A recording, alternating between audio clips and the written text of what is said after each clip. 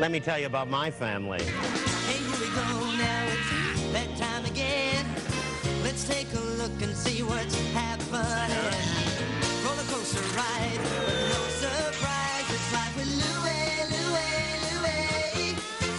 Life with Louie, Louie, Louie. It's life with likable, lovable, completely huggable.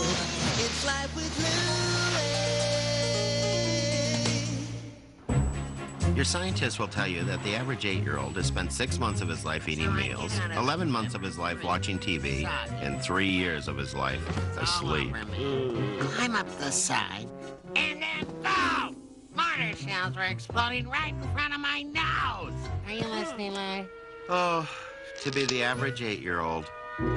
Help yourself, boys. Eat up before it gets cold.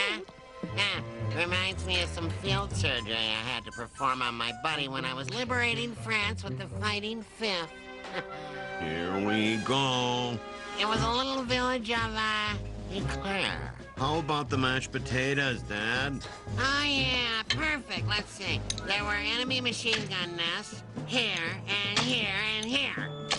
My buddy Huckleberry gets caught in the crossfire. He says, Andy, I can't feel my leg. Andy. So I take out my Norwegian army knife, and I open him up right there. This is gross. I'm out of here. Turns out he's got an enlarged spleen. That's gotta go. A ruptured appendix. That's gotta go. A busted up pelvis. That's it for me. Bon appetit. So I remove the infected organs, patch up the bullet holes with mud and pine cones. Now, you think a guy couldn't walk after something like that. But me and Huckleberry went on to single-handedly roust the Germans from the Riviera. And he's dancing the hoochie coochie at the officers' club back there. Who wants seconds? I'm done. I calculated that in my 8 years of life, I'd actually spent 9.5 years listening to Dad's war stories. Next. 3, please. Got a little cold, huh? Reminds me of the time I was dropped behind enemy lines in Eastern Europe with nothing but the clothes on my back and a nasty head cold. Oh, what a mess. Oh, man. I was with the Fighting Fifth at the time. See, I was their advance man. I was, the hunter. But little did I know, the hunter was being hunted. And if it weren't for that sneeze launching a flock of Bulgarian geese, the Fighting Fifth would have never liberated Eastern Slovakia. So, my little reserves, are you ready for the movie? If you hurry, you can still catch the end credits. What? We missed it, huh? How did that happen? I'll give you 2 guesses.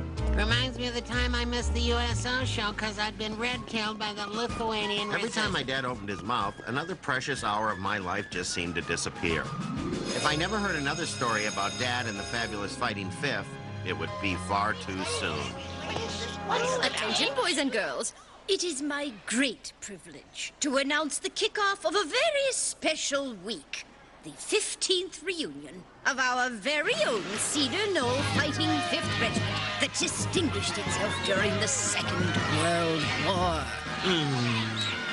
For a whole week, the school went war happy. It was a mandate. Every activity had to have something to do with the reunion. But then, in the 4th period English class, my whole world changed. Does anyone know what oral history is? The story of dental floss? The story of toothbrushes? What? Dental floss is funny, but toothbrushes gets me nothing? Oral histories are the traditions that are passed down from generation to generation. So, as part of the 15th reunion celebration, every one of you will give an oral history of what your father or mother did during the war. Yes, Louie. Just one question. Are we going to be graded on this? Makes you so sure you're gonna get an A. Are you kidding? You know what's waiting for me at home? A plate full of high cholesterol cookies? The Fort Knox of War Stories. The Mother Lode. It's time 8 years of bone-breaking boredom started to pay off. Andy, what's the matter? You're crying. Tears of happiness, dear. Tears of happiness. This is the happiest day of my life. Really? Happier than the day we got married? Yes. What's the right answer here? Of course not, honey. It's the second happiest day of my life. That's what I thought you meant. It's just that Louie asked me to tell him all my war stories about my days with the Fighting Fifth. Can you believe it, honey? He asked? Exactly. Our Louie? Yes, our Louie. It's just hard to swallow, that's all. No harder than this meatloaf, I'll tell you that. Are you all right, Louie? I'm fine, Mom. You're not really going to listen to all your dad's war stories, are you? Of course not.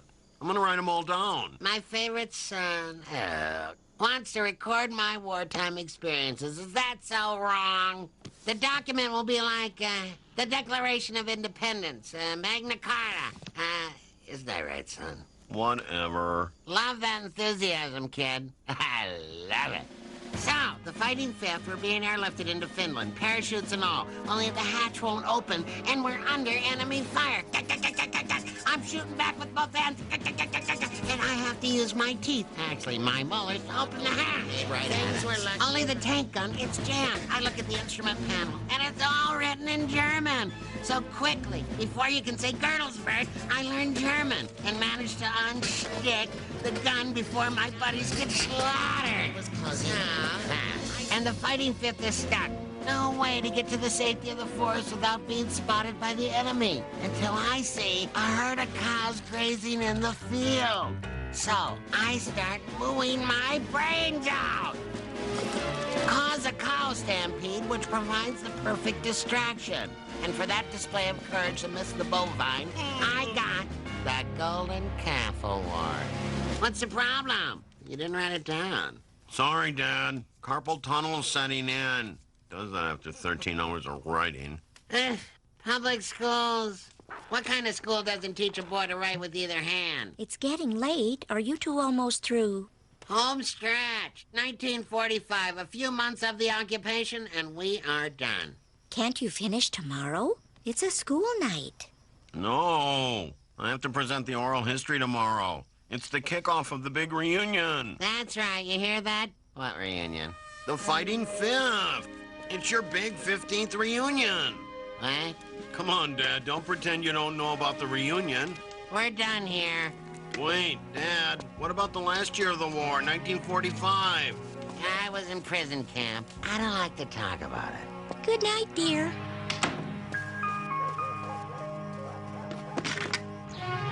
And that's how women working in defense plants help to defeat the godforsaken, evil-swilling enemy. Thank you, Miss Harper, and thank your mother for her inspirational riveting. Next is Louie Anderson. I hope you all wore comfortable pants, because we're going to be here a while. My father, Andy Anderson, was the most decorated corporal in the history of the Fighting Fifth Regiment. Lights. The Spanish-American War. My dad started his military career as an intern. You know, delivering mail for the Spanish, that kind of thing. And with that kind of war record, it was only natural for FDR to give him a call when the big WW2 reared its ugly head. Any questions? Me. Yes, Melvin. Let's review. It's 6 a.m. Your dad is here, single-handedly saving a vineyard outside of Paris. At noon, he's here, using his big toe to wipe out an entire platoon outside of Italy. 4 hours later, he's here, driving a tank across northern Africa. So what's your point? What's my point? It just sounds pretty implausible to me. Improbable. Not very likely. Furthermore, the Spanish-American War took place in 1898. World War II in 1941. By all estimations, that would make your dad 112 years old. Well, you know, he doesn't look a day over 102. Tell you what, Louie. Perhaps you should go back and check the veracity of your dad's war record. I copied it down word for word. I had 3 tape recorders. Louie, go find the truth and come back tomorrow and give us another report.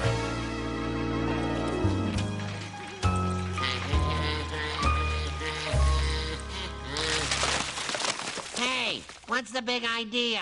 You tell me, Dad. I don't know what you're talking about. I'm talking about 3 little letters, I-N-C. INC? What do those clowns want? I got my green card. I'm a citizen. Stands for incomplete, Dad. That's what I got on my oral report. Incomplete, huh? What's the problem? Got too choked up talking about your old man? Couldn't get through the whole thing? No. Problem was they couldn't swallow it. Mr. Lambert said no one person could have done everything you did. Exactly what Ike said when he gave me the golden calf. I tell you that story? Dad, they said I exaggerated. Spun a couple of whoppers, did you? Understandable. You got carried away. It happens. Really? Did it happen to you? I mean, you told me a lot of stories, Dad. Did you maybe get confused on the dates? Add something to a story when you should have subtracted? Who's your teacher? Mr. Lambert. And what did Mr. Lambert do during the war? Apparently, he taught field hygiene. Right. How to care for your toilet paper. You ever hear the expression, Louie, those who do, do, and those who can't do, don't believe those who did do? Huh? Your dad's stories are, well, they're intended to create a visual impression and experience, dear. So, yes or no, are they true? Your dad is an artist, Louie. And as an artist, it's the spirit of your dad's experience that he's telling you. That's where the truth lies. So you're saying the truth is that I can expect the spirit of an F when I deliver my report. Thanks for clearing things up, Mom. The next day, the big reunion began. The Fighting Fifth invaded Cedar Knoll. If anyone could clear up the mystery behind my dad's war record, these were the guys to do it. What the heck is that? What's the Cedar Knoll? Replica of the landing craft that put us ashore on Normandy Beach. My dad was in the Fighting Fifth. Corporal Andy Anderson, you know him? Doesn't ring any bells. Tall, small eyes. Head comes to a point. His chin sticks out. You know, pencil neck. What'd your dad do, son? Radio operator? Doughboy? Corpsman? Plus, he was a tank driver, forward scout, tail gunner, bridge builder, and field surgeon. He performed appendectomies with his Norwegian Army knife. Busy guy, your dad. Why don't you check the unit photo over at the VFW hall? Maybe your dad joined when he was underage. Right. He took somebody else's identity. Like those escaped cons out of Long Island. Exactly. And then he took his real name back after the war. Yeah, that could have happened. Doesn't really make a lot of sense to me. Not even a little. None. But still, stranger things have happened, right? Well, no. That looks like him. That guy? My dad doesn't have a tail. Hey, cut me some slack. I'm just trying to help. Louie's dad may have used an assumed name toddler, but he didn't assume a whole new species. It was time to face the facts. My dad, let's just say that my dad had been an interior decorator in the big room of truth. Hey, Dad. Big day tomorrow, huh? Got that right, kid. Gonna sheetrock the bomb shelter. Oh, good thinking. I'm talking about the reunion. The Fighting Fifth. Bet you can't wait to see your buddies. You know, share war stories, old memories, things that never happened to you. Nah, I don't think I'm gonna make it. Why not? I don't believe in reunions. Well, you went to your high school reunion. My old uniform doesn't fit. You were wearing it last weekend. Mom let it out. I'm gonna be at Sunday Mass. Tomorrow's Saturday. It's the Sabbath. I converted. Hey, Dad, did you ever go by another name other than Anderson? Yeah, I used to be called Go to Bed Now Before I Get Really Mad Anderson. Long name. Probably changed it at Ellis Island. Maybe my dad could live a lie. But sure as my name was Louie Go to Bed Now Before I Get Really Mad Anderson, I couldn't. There we go. Oh, look at that. Let me think of the war happier times, huh? It takes me back. Come on, Louie. He didn't lie exactly. You told me stuff that wasn't true. What would you call it? A fib. an embellishment. He was weaving a line of narrative tapestry. What? The Fighting Fifth were pinned down behind some hills alongside a farmhouse. Wait a minute. I know this story. The enemy My dad was at this battle. was the road. It didn't look good until one Corporal Humperdinck, who grew up on a farm, did some cow calls. Humperdinck. Having grown up on a farm, he knew exactly what cow calls to make. To cause the cows to stampede, creating the distraction that allowed the Fighting Fifth to escape.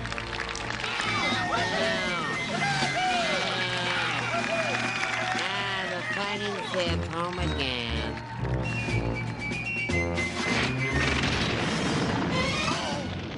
Hey, good special effect. That's a fast Hey, wait a minute. Hope she doesn't trip on her udders. I'm commandeering your vessel here, pal. Fire! F-I-R-E! Fire! Dad? Dad.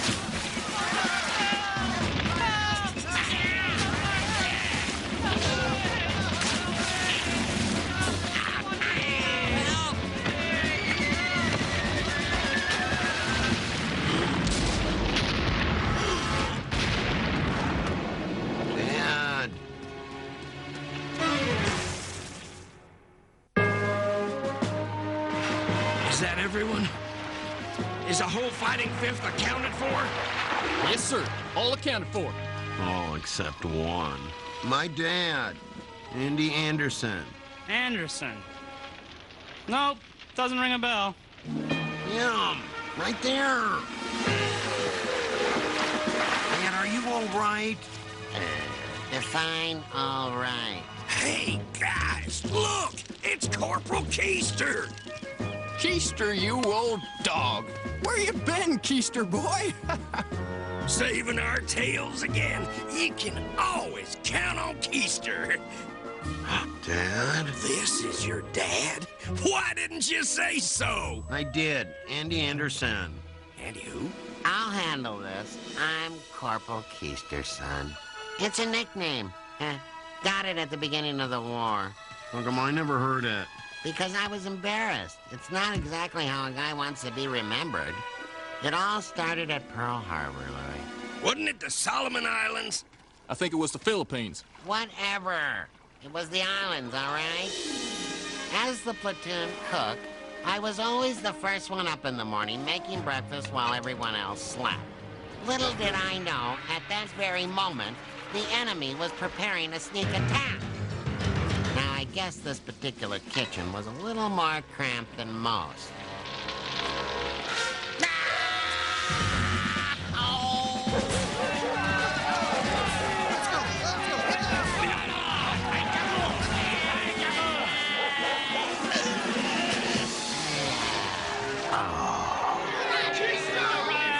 And that's the true story of how I saved the Fighting Fifths behind. Of course, I couldn't sit for a week. So that's why they call you Corporal Keister. Yeah, I guess the name just stuck. It wouldn't have been the same without you, Keister. Not to mention the fact that you saved our Keisters again. Well, why weren't you in the company picture? Well, I can answer that. Keister here took the picture. If you're humiliated, I understand, Louie. You want to change your name, son? That's all right with me. As long as I can change it to Keister. What's that? I'm proud to be a Keister, Dad. Let's go, Keister. I mean, Anderson. It's time. They're unveiling the monument. This monument is dedicated to the men of the Fighting 5th Regiment, heroes captured in their finest moment. They sure captured you in your finest moment. Oh, dear. Yeah, perfect resemblance. Not entirely perfect, but it'll do. Look, Dad, they even included the ID number from that stove. Right on your left cheek. I'm proud of you, Dad. I hope that one day my Keister will save the United States of America. Not to worry, kid. You got the Anderson Keister. You're on your way. Expectations. We all have them. Fathers for their sons, and sons for their fathers. My dad was a hero after all. Just not the kind of hero he thought his son would appreciate. But he was wrong. Let me tell you a little story.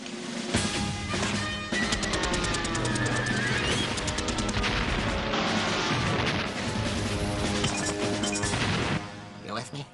No.